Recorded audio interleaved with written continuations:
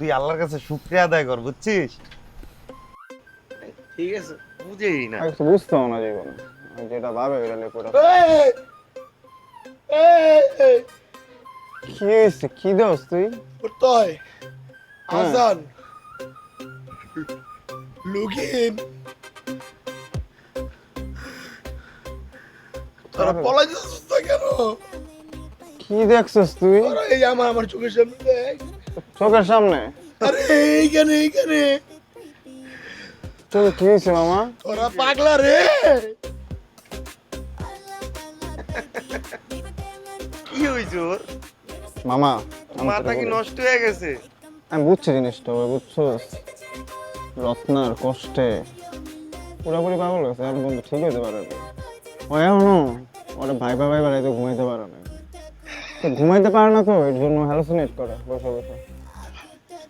এতক্ষণে আমি বুঝতে পারছি এই ভালোবাসার কারণে এই পাগল হয়েছে না। ভালোবাসার কারণে তো সব মুরগিরা পাগল হয় রে।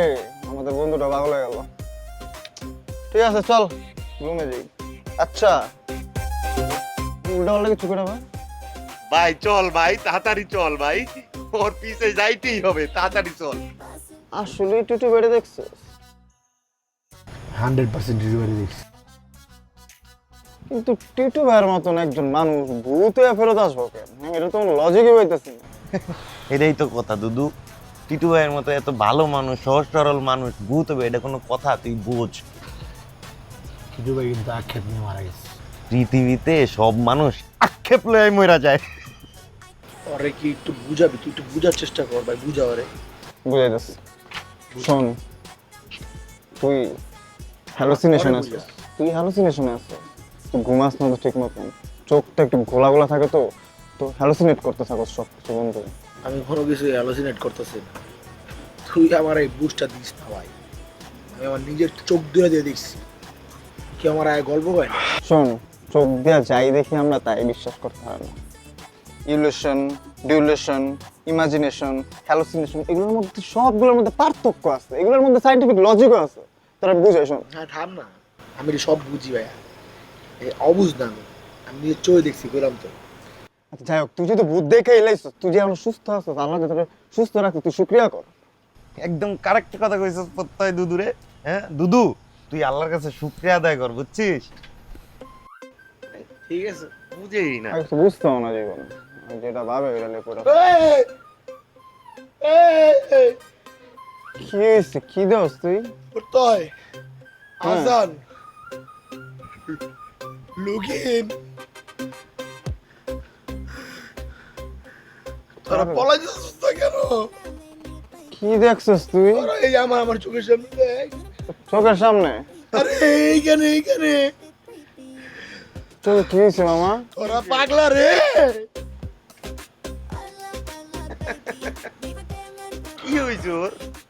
মামা আমি মাথা তোকে কি বলি। নষ্ট হয়ে গেছে? আমি বুঝছি জিনিসটা, ওই বুঝছস রত্নার কষ্টে পুরোপুরি পাগল গেছে। আর বন্ধু ঠিক হইতে পারে না। ও এখনো ওরা ভাইবা বাড়িতে ঘুমাইতে পারে না। তো ঘুমাইতে পারে না, তো এর জন্য হ্যালোসিনেট করে বসে বসে। এতক্ষণে আমি বুঝতে পারছি এই ভালোবাসার কারণে এই পাগল হয়েছে না। ভালোবাসার কারণে তো সব মুরগিরা পাগল হয় রে। আমাদের বন্ধুটা পাগল হয়ে গেল। ঠিক আছে চল রুমে যাই। আচ্ছা উল্টা পাল্টা কিছু করে ভাই। ভাই চল ভাই, তাড়াতাড়ি চল ভাই, ওর পিছে যাইতেই হবে, তাড়াতাড়ি চল।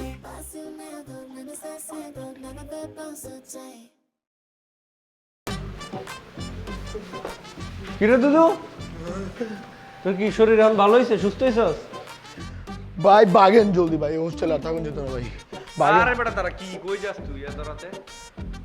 ভাই আমি জান বাঁচিয়ে দেবো ভাই, আমি হোস্টেলে থাকুম না ভাই। দাঁড়া দাঁড়া, তুই কই যাবি? তোর যাইতে দিব আমি? কি কস? এটা অসম্ভব বিষয়। ভাই আমার জীবনটা আমার ভিক্ষা দিয়ে দেন ভাই, আমি যাই ভাই, আমার দরকার অনেক ভাই। আরে বাবা দাঁড়া, তুই কই যাবি? অনেক অবস্থার মধ্যে গেলে পরে এটা কিছু হইলে দায়িত্ব নিব কেডা? দায়িত্ব ভাই, আপনার কিছু হয়ে গেলে কে দায়িত্ব নিব? আপনার পরিবার আপনার ছাড়া কেমনে বাঁচবো ভাই? চলেন দুজন এক লগে যাইগা। কি হয়েছে আমার কত কি কাহিনী ডেকে আমার বুঝা?